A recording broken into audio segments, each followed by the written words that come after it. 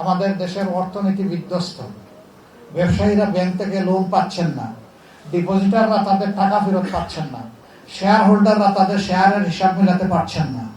এই অবস্থায় আবার 6টি ব্যাংকের গ্রাহকদের কি অবস্থা?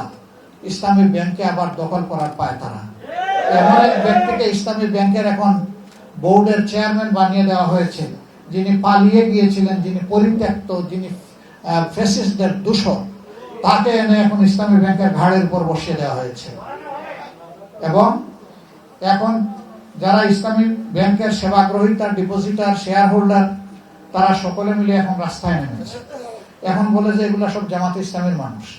আগে যেভাবে বলতো যে ওই তেলের ইয়েতে সবাই জামাত ইসলামে পাঠিয়ে দিছে, এটাতেও সেইভাবে বলে। আমি বলছি, আমি স্বীকার করে নিচ্ছি এরা জামাত ইসলামের মানুষ এবং এরা এই দেশের নাগরিক। এরা জামাত না, এরা আওয়ামী লীগ না, এরা বিএনপি না, এরা কোনো দল করে না, এটা দেখার বিষয় নয়। তারা এই ব্যাংকের মালিক। এই ব্যাংকের ক্ষতি হবে আর তারা চুপ করে বসে থাকবে, এটা আশা করবেন না।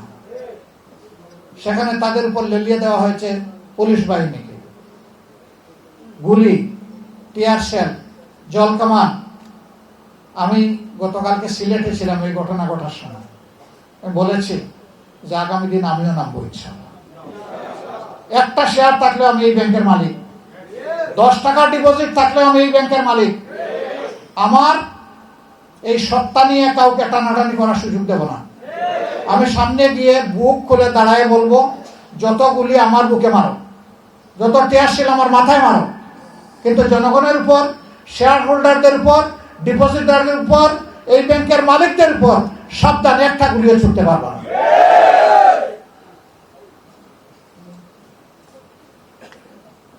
কোন দেশ? জনগণের আমানতের হেফাজতের কোনো খবর নাই, বরঞ্চ আমানত নিয়ে টানাটানি। আপনারা সবাই জানেন এটি একটা চমৎকার ব্যাংক। সৌভাগ্যক্রমে আল্লাহ তাআলা এই ব্যাংকের বোর্ডে আমাকে 6টি বছর সেবা দেওয়ার সুযোগ দিয়েছিলেন। সেই সময়টাই ব্যাংক বাংলাদেশের বৈদেশিক মুদ্রার 32 বার একাই তারা আহরণ করত। টোটাল ডিপোজিট ছিল সমস্ত ব্যাংকগুলোর হিসাবে 28%। এই ব্যাংকের কোনো তারল্য সংকট ছিল না, লিকুইডিটি ক্রাইসিস ছিল না, বরঞ্চ অন্যান্য ইসলামী ব্যাংকগুলোকে মাঝে মধ্যে তারা বিনা লাভে সেখানে তাদেরকে সহযোগিতা করত শত শত কোটি টাকা দিয়ে। সেই ব্যাংকটাকে শেখ হাসিনা লেলিয়ে দিলেন এই সালামকে। নিজেই এখান থেকে 84,000 কোটি টাকা চুরি করে নিয়ে গেল। আরো সাঙ্গপাঙ্গ নিয়ে 1,26,000 কোটি টাকা এখান থেকে চুরি করে নিয়ে গেল। 5 আগস্টের পরিবর্তনের পর ব্যাংকটা আবার কিছুটা স্বাভাবিক দ্বারা ফিরে আসতে শুরু করলো, মানুষের রাস্তা আবার ফিরে আসতে শুরু করলো। এখন আবার একই ফ্যাসিস্ট কায়দায় সেই ব্যাংকের উপর হামলে পড়া হচ্ছে। আমরা সাবধান করে দিচ্ছি, ইসলামী ব্যাংক যদি মাটির সাথে বসে যায়, সারা বাংলাদেশের অর্থনীতি গিয়ে পড়বে বঙ্গোপসাগরে। ইতিমধ্যে এই ব্যাংকগুলা থেকে টাকা উত্তোলন মানুষের মধ্যে আতঙ্ক তৈরি হওয়ার কারণে ব্যাপক হারে বেড়ে গেছে। আমি এইমাত্র সফর করে আসলাম, প্রবাসীরা জিজ্ঞেস করে আমরা কি রিমিটেন্স বাংলাদেশে পাঠাবো। আমি জিজ্ঞেস করলাম, কেন পাঠাবেন না? আপনার পরিবার আছে না? কার কাছে পাঠাবো? মাঝখান থেকে যদি আমার রিমিটেন্স চুরি হয়ে যায়, এর গ্যারান্টি কি? আমাদের তো কোনো আস্থা নাই। যদি অনাস্থার পরিবেশ আরো গভীর হয় আর সারা দুনিয়া থেকে যদি আমাদের প্রবাসীরা রেমিটেন্স পাঠাতে ভয় পায়, তাহলে বাংলাদেশ কোথায় গিয়ে দাঁড়াবে চিন্তা করে দেখছেন? হ্যাঁ, যারা চোর ডাকাত তাদের কোনো সমস্যা হবে না, কারণ তাদের তো অবৈধ অর্থের পাহাড় আছে, কিন্তু সাধারণ মানুষের তো জীবন যায় যায় অবস্থা হবে। আমরা সরকারের প্রতি আহ্বান জানাবো,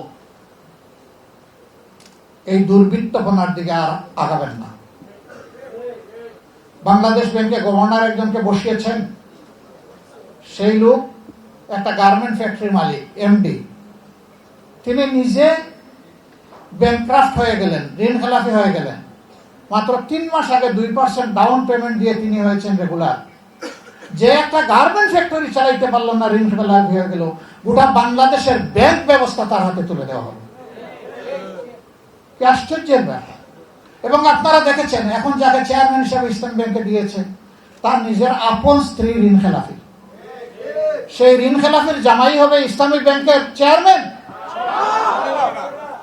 বিবেক কোথায়? এই দুইজনকেই অবিলম্বে পদত্যাগ করতে হবে। এই সমস্ত জায়গায় যোগ্য, দক্ষ, পরীক্ষিত, সৎ মানুষগুলোকে বসাতে হবে। দলীয় আনুগত্য দেখে দলখানাদেরকে যদি বসানো হয়, অর্থনীতি ধ্বংস হবে। একদল তো পালিয়ে গিয়েছে পাশের দেশে, বাকিরা কোথায় যাবে আমি জানি না। আমরা ওইটা চাই না। আমরা সংসদে প্রথম দিন দাঁড়িয়েই বলেছি যে আমরা নিরর্থক দামি বিরোধী দল হিসাবে এখানে থাকতে চাই না। আমরা অর্থবহ একটা বিরোধী দল হিসাবে ফাংশন করতে চাই। সরকারের গৃহীত সকল কল্যাণমূলক, ন্যায্য, ইতিবাচক কর্মসূচিতে আমরা অবশ্যই আন্তরিক সমর্থন দিব এবং সর্বাত্মক সহযোগিতা করব। কিন্তু জনগণের স্বার্থের বিপক্ষে যা হবে তার বিরুদ্ধে আমরা রুখে দাঁড়াবো। আমরা চুপ থাকবো না। আমরা গৃহপালিত বিরোধী দল হব না। আমরা জনগণের আমানতের সাথে বিশ্বাসঘাতকতা করব না। আমরা জনগণের আমানতের পাহারাদার হব ইনশাআল্লাহ।